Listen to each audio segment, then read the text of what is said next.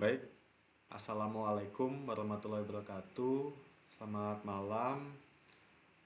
Dalam kesempatan ini, kita akan mempresentasikan tentang modeling the new product development process. Kita dari kelompok 7 berisikan oleh 3 orang. Yang pertama, saya sendiri Ida Bagus Yudhistira Anggradana Putra dengan NRP 603 223 1206. Yang kedua yaitu Ramadhani Faisal dengan NRP 603 223 1044. Yang ketiga yaitu Pandu Auditya Pratama dengan NRP 603 223 1123. Next, Mas.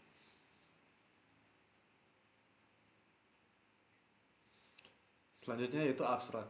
Jadi keberhasilan dalam pengembangan produk baru atau new product development merupakan tujuan penting bagi perusahaan agar bertahan di abad ke-21. Penelitian menunjukkan bahwa proses NPD yang terstruktur dapat menghasilkan dampak yang positif. Dalam paper ini membahas berbagai proses new product development yang membantu perusahaan memahami dan meningkatkan pengembangan produk serta meningkatkan keberlanjutan inovasi. Fokus utamanya adalah ingin meningkatkan keberlanjutan dengan kemampuan inovatif melalui penerapan NPD yang terstruktur. Desain dan pengembangan produk telah dan terus menjadi fokus bagi banyak orang. Keasikan dengan desain dan pengembangan muncul karena melakukan hal yang benar sangatlah penting. Komentar terbuka dari Norman dan Peterson dijelaskan dalam paper ini mengapa perusahaan begitu putus asa untuk memahami apa yang mereka lakukan dan bagaimana mereka dapat membuat segalanya menjadi lebih baik. Semua perusahaan yang baik dapat berinovasi, namun hanya sedikit yang mampu melakukan inovasi lagi dan lagi. Next. Selanjutnya konten pembahasan. Yang pertama yaitu produk baru. Produk baru itu diidentifikasikan sebagai produk yang sebelumnya belum pernah diproduksi oleh perusahaan lainnya. Yang kedua yaitu proses pengembangan produk baru. Membahas mengenai inovasi dan pengembangan produk. Yang ketiga yaitu pemodelan proses pengembangan produk baru yang berisikan 5 teknik pemodelan umum. Yang pertama yaitu model state gate. Yang kedua yaitu proses konvergen berganda. Yang ketiga adalah model keunggulan produk dan model siklus. Yang keempat desain keseluruhan atau total design. Yang kelima yaitu proses product development baru generasi ketiga. Yang keempat yaitu kesimpulan berisi poin-poin intisari dari hasil review paper berikut ini. Apa itu produk baru? Jadi produk baru adalah produk yang sebelumnya tidak diproduksi oleh perusahaan. Tujuan pengembangan produk yang pertama yaitu membawa produk atau layanan yang tepat ke pasar atau pelanggan secepat mungkin. Yang kedua yaitu mencegah pesaing mendapatkan keuntungan dengan entry pertama. Yang ketiga yaitu memperoleh hasil posisi pasar awal. Fungsi pemasaran yang pertama menggunakan sumber daya besar untuk menentukan produk dan harga. Yang kedua pembatasan pada cakupan produk baru. Yang ketiga ditentukan oleh pernyataan misi atau strategi perusahaan. Yang keempat yaitu dipengaruhi oleh daya tarik pasar. Next. Proses pengembangan produk baru atau new product development melibatkan potensi inovasi yang merupakan gabungan antara kebutuhan pengguna yang dirasakan dan peluang teknologi oleh Jenkins et al. Tahun 97. Istilah inovasi sering digunakan secara bergantian dengan istilah lain, tetapi memiliki penekanan yang berbeda tergantung pada subjek yang dibahas, menurut Hudling dan Hart tahun 98. Meskipun istilah inovasi umumnya digunakan oleh orang-orang penelitian dan desain, pengembangan produk baru lebih sering dibahas dalam konteks pemasaran dan manajemen, sedangkan desain adalah kata yang umum dalam teknik, menurut Wright and Swain tahun 95. Next.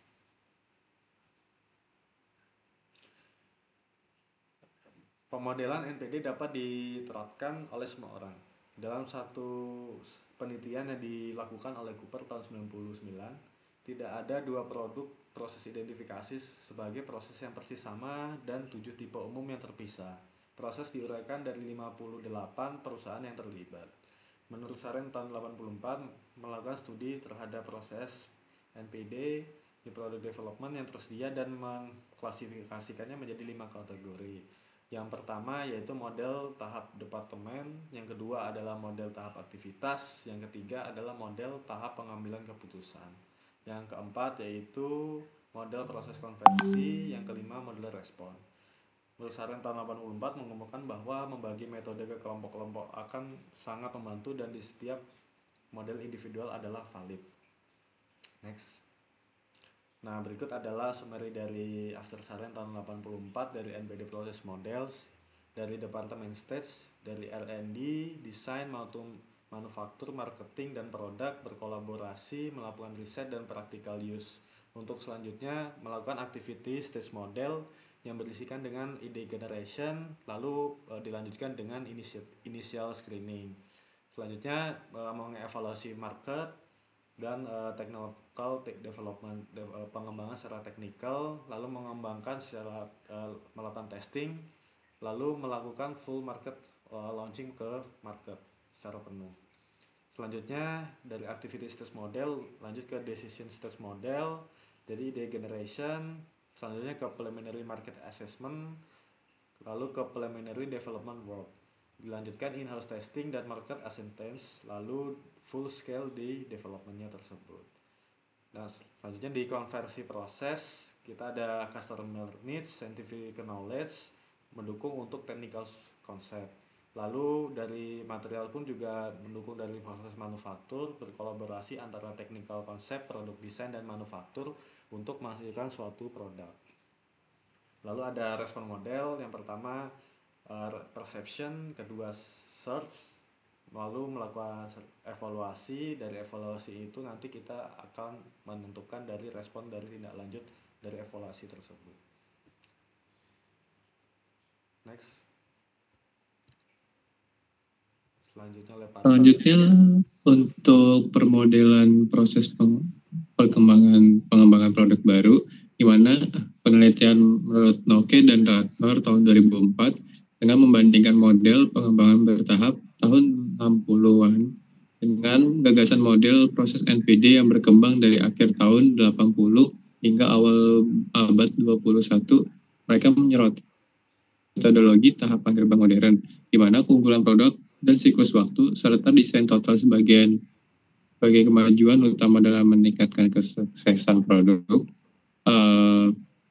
Makalah ini membahas 5 teknik pemodelan umum yang sering muncul dalam literatur terbaru, yaitu pertama model stage gauge atau tahapan gerbang, model konvergen ganda, keunggulan produk dan siklus waktu, yang keempat desain total, dan yang kelima yaitu proses NPD generasi ketiga.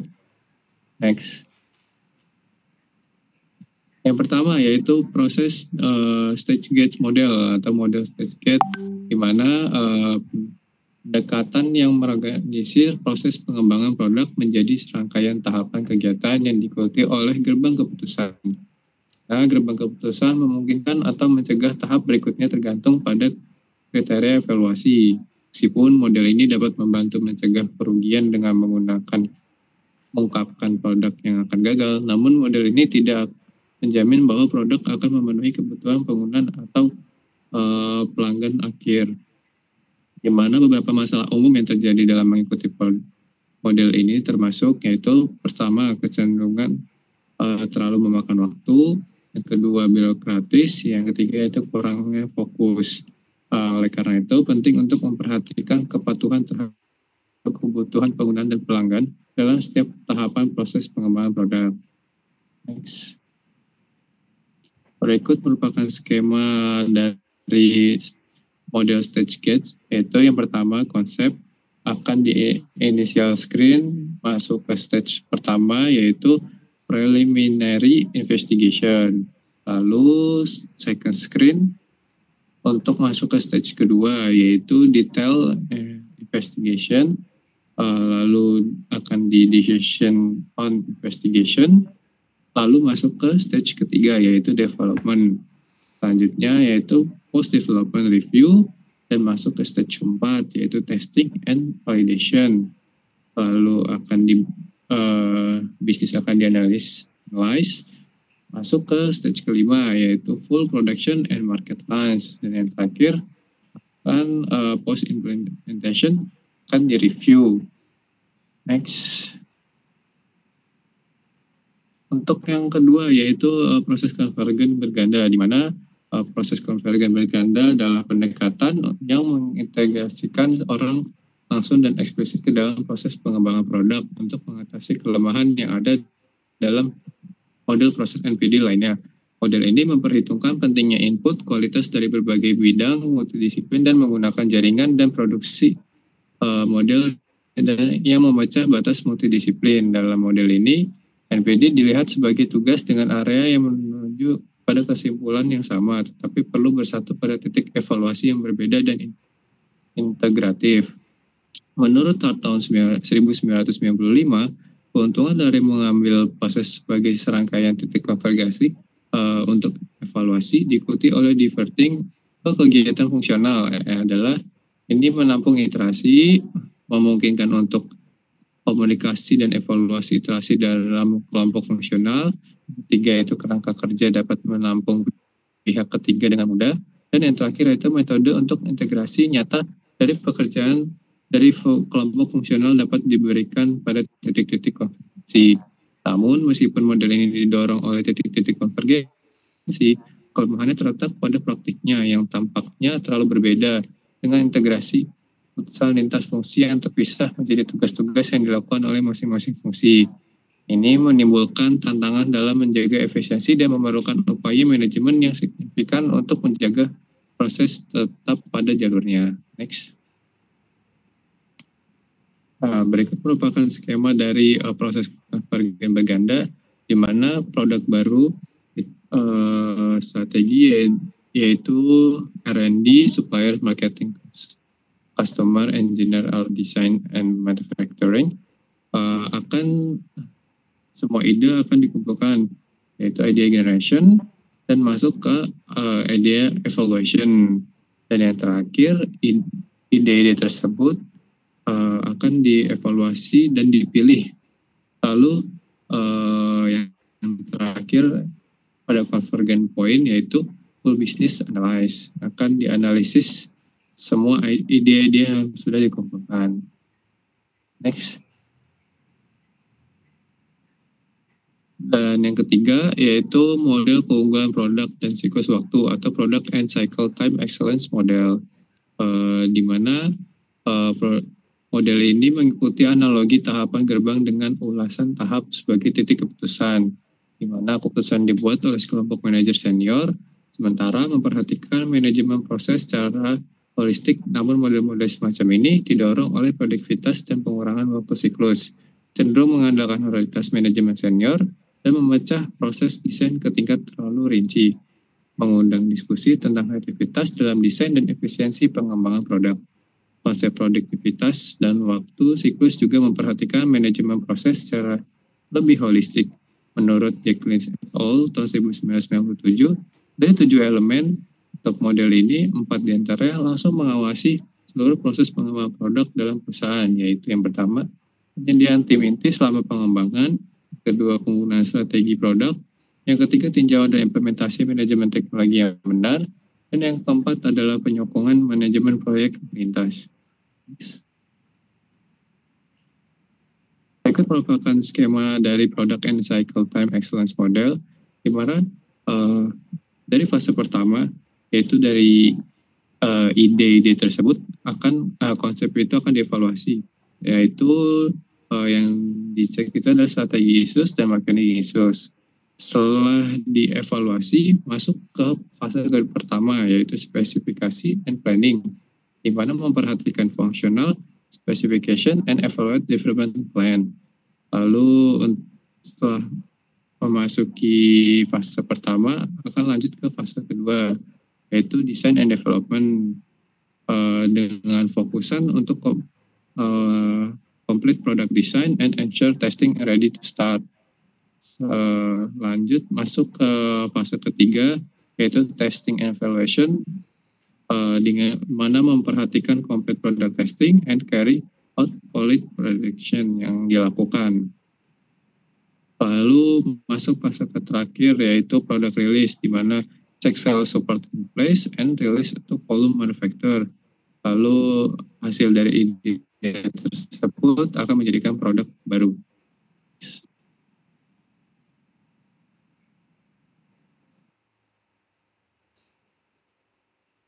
Ya, baik. Selanjutnya saya lanjutkan mengenai teknik pemodelan yang keempat, yaitu total design ya. Di sini total design dipandang sebagai aktivitas bisnis berbasis luas, yang mana para spesialis berkolaborasi dalam penyelidikan pasar, pemilihan proyek, konsepsi, dan pembuatan suatu produk, serta dalam penyediaan berbagai jenis dukungan pengguna. Jadi total design ini diilustrasikan seperti gambar di sampingnya berbentuk spiral, yang mana spiral tersebut bergerak dari tahap formulasi, tahap evolusi, hingga ke tahap terjadinya transfer dan dilanjutkan dengan tahap reaksi yang mengembalikan perkembangan ke tahap formulasi. Di sini intinya yaitu model total design berupaya untuk menciptakan produk atau sistem yang optimal dari segi kinerja, kegunaan, dan kepuasan pengguna, yang mana tentunya mempertimbangkan aspek-aspek lain seperti keberlanjutan lingkungan dan efisiensi produksi. Lalu untuk pemodelannya sendiri dari gambar di samping, yaitu uraian mengenai 6 spiral nominal, yang mana ada market, specification, dan lain sebagainya. Di sini inti dari desain sendiri disajikan oleh Cook tahun 91 ya, sebagai berikut, yaitu terdiri dari 6 poin: investigasi kebutuhan dan permintaan pasar atau pengguna. Yang poin kedua yaitu pengembangan spesifikasi desain produk. Yang ketiga desain konseptual. Yang keempat desain detail atau teknis. Yang kelima pembuatan. Yang keenam yaitu sell atau penjualan. Lalu untuk requirement capture proses model, di sini Chopper dan kawan-kawan telah menghasilkan model teoretis dari proses penangkapan kebutuhan dan telah memasukkan aspek pemahaman individu serta kelompok terhadap kebutuhan pelanggan. Ini diilustrasikan terhadap gambar di samping ya. Dibahas bahwa variabel internal dan eksternal di sini mempengaruhi interpretasi pribadi data. Mereka melihat hasil dari 3 tingkatan, yaitu yang pertama akuisisi data, yang kedua yaitu transformasi data, dan yang ketiga yaitu pembuatan persyaratan. Lalu mereka berfokus pada memahami kebutuhan pelanggan dan membuat persyaratan yang disepakati. Yang penting untuk pengelolaan informasi dan definisi kebutuhan pelanggan. Di sini juga dibahas mengenai permasalahannya dalam model tersebut, ialah bisa menjadi 3 poin, yaitu pandangan dan pemahaman persepsi yang berbeda terhadap data yang sama dimasukkan. Kemudian yang kedua yaitu aktivitas dan peristiwa mengubah pernyataan yang meremehkan kebutuhan pelanggan. Lalu yang ketiga yaitu peristiwa akuisisi dan transformasi data diperlukan untuk mendapat kesepakatan mengenai definisi persyaratan produk. Lalu untuk teknik model yang kelima yaitu tergenerasinya produk proses. Di sini kita bahas mengenai generasi pertama dahulu, yaitu disebut sebagai proses over the wall. Karena pembangunan diserahkan ke kelompok berikutnya ketika kelompok terakhir telah selesai, dengan jelas kurangnya interaksi antara masing-masing tahapan. Lalu yang kedua yaitu proses pengembangan produk generasi kedua, yang mana proses ini pertama didasarkan pada model tipe gerbang tahapan yang melibatkan struktur lintas disiplin dari satu jenis atau lainnya. Nah, untuk yang generasi ketiga adalah cara masa depan dalam memproduksi suatu produk. Proses generasi ketiga ini relatif kurang didefinisikan karena masih dalam pengembangan dan harus dikembangkan secara spesifik oleh perusahaan.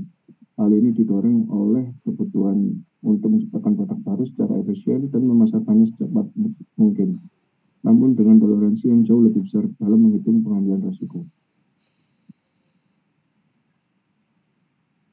Ya, lalu untuk model ini juga pastinya memerlukan integrasi melalui perangkat lunak, perangkat keras, dan perangkat manusia atau fasilitas yang lainnya ya, sesuai dengan pernyataan dari Seppi, Wright, dan Bentani. Untuk menjawab permasalahan ini, ada 4 prinsip pemikiran yang didefinisikan oleh Chopper, yaitu fluiditas, bertransfusi, fokus, dan fleksibel. Yang mana di sini Chopper menyadari betul bahwa agar sistem ini benar-benar berfungsi, pengembangan produk harus memberikan lebih banyak fleksibilitas dengan cara mengurangi peran otoritatif manajemen senior dan mendorong peran pengambilan keputusan dari anggota dan pemimpin tim proyek NPD. Lalu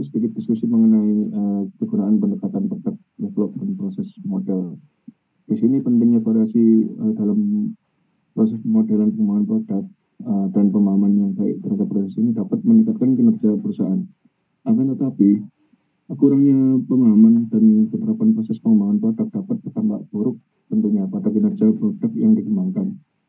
Banyak model pengembangan produk bisa tersedia, namun tidak ada yang secara eksplisit mengikuti kebutuhan pelanggan. Maka perusahaan perlu mengidentifikasi masalah ini agar dapat memahami kebutuhan pelanggan selama proses pengembangan produk. Di sini terbagi atas 5 poin ya, yang mana kita perlu bahas bersama, yaitu perlu adanya identifikasi di mana suatu masalah atau kebutuhan pengguna dirasakan seringkali dalam bentuk yang sama-sama. Biasanya merupakan penolakan dari proses inovasi produk. Lalu yang kedua itu perlunya evaluasi. Berdasarkan informasi yang tersedia, kebutuhan yang dirasakan dianalisis dan dievaluasi, misalkan sehubungan dengan penyusunan proposal dalam tahap awal ini tentunya. Lalu yang ketiga itu perlu klarifikasi. Di sini kita libatkan studi sistematis tentang kebutuhan pengguna yang terlibat. Hal ini dapat dilakukan sehubungan dengan studi kelayakan pada bagian terakhir tahap pembuatan ide. Lalu kita butuh spesifikasi yang mana ini juga berdasarkan kebutuhan yang dinilai dengan persyaratan kebutuhan yang relevan. Lalu perlunya update. Seiring perjalanan proyek, maka kebutuhan yang ditentukan diperbarui secara berkala pula sehubungan dengan perkembangan teknologi dan perencanaan operasi, pemasaran dan manufaktur.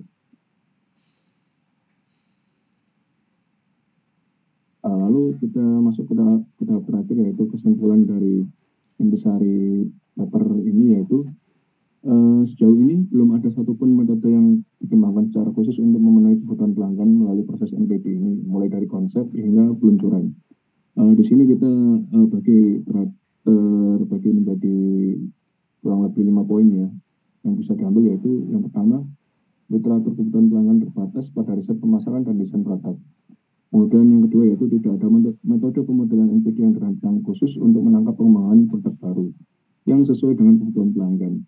Model-model yang tersedia dapat digunakan sebagai dasar, namun diperlukan definisi tentang bagaimana dan apa yang harus dimodelkan. Hal yang ketiga yaitu perusahaan sukses dapat menjalankan pemasaran dan teknik dengan baik melalui riset pasar dan teknik kualitas. Namun, belum banyak penelitian yang mengukur dampaknya pada kepuasan pelanggan. Yang keempat, peneliti telah menyelidiki produksi, transport, dan penggunaan informasi pelanggan. Akan tetapi masih diperlukan penelitian lebih lanjut. Yang kelima, yaitu kesenjangan kualitas telah dikenali dan didiskusikan oleh peneliti sebelumnya. Namun tentunya diperlukan pula penelitian yang lebih empiris untuk menyelidiki peran persepsi desainer terhadap kualitas produk selama proses NPD.